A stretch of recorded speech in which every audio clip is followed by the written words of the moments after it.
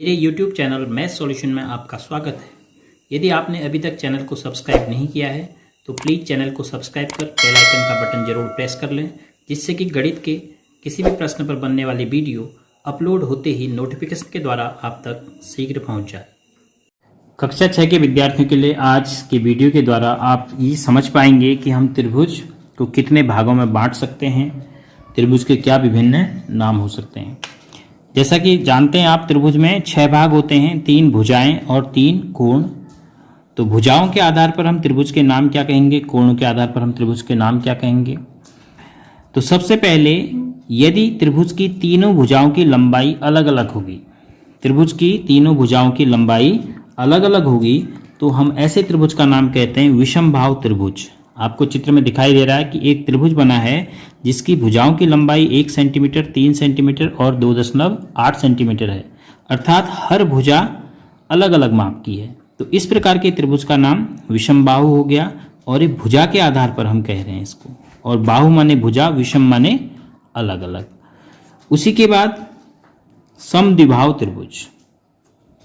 समद्विबाहु त्रिभुज माने समान, द्वि माने 2, बाहु माने भुजाएं। ऐसा त्रिभुज जिसकी 2 भुजाओं की लंबाई समान होती है। तो ये आपको जो त्रिभुज दिख रहा है, अब इसमें एक भुजा 3 सेंटीमीटर, तो एक और भुजा आपको 3 सेंटीमीटर की दिखाई दे रही है। तो 2 भुजाओं की लंबाई अगर समान होती है तो इस प्रकार के त्रिभुज का नाम हम कहते हैं समद्विबाहु त्रिभुज।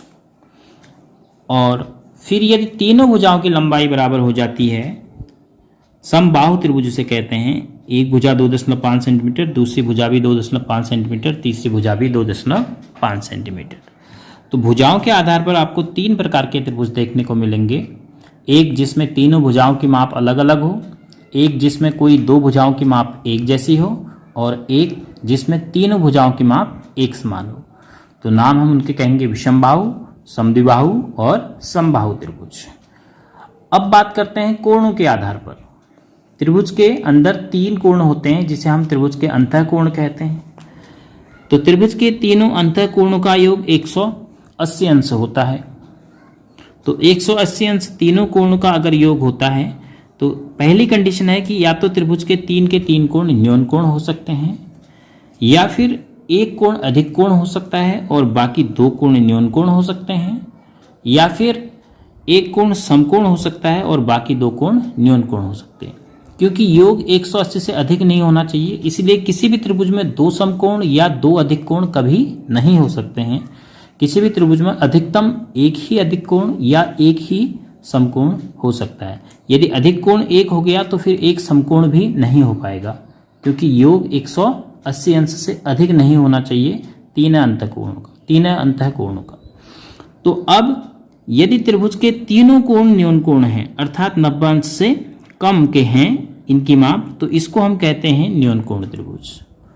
और यदि त्रिभुज में एक कोण की माप जैसे यहाँ पर ये कोण अधिक कोण है, एक कोण की माप अगर अधिक कोण है के बराबर है, तो कोई भी एक कोण अधिक कोण है, तो उस त्रिभुज का नाम हम अधिक कोण त्रिभुज कहेंगे।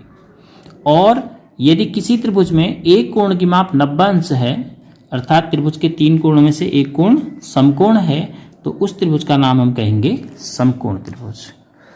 तो अगर आपको त्रिभुजों की माप दी है भुजाओं की, तो भुजाओं के आधार पर आप बता सकते हैं कि इस त्रिभुज का हम क्या नाम कहेंगे। यदि त्रिभुज के तीनों कोणों की माप दी है तो उन मापों को देखकर आप कोणों के आधार पर बता सकते हैं कि त्रिभुज का हम नाम क्या कह सकते हैं। और इसी पर आधारित होगी प्रश्नावली 5.6। इसलिए त्रिभुज कोणों के आधार पर और भुजा के आधार पर कितने प्रकार के हो सकते हैं, इसको आप ध्यान से देख लीजिए, समझ लीजिए, जिससे आपको 5.6 प्रश्नावली के प्रश्न को हल करने में सुविधा होने वाली है।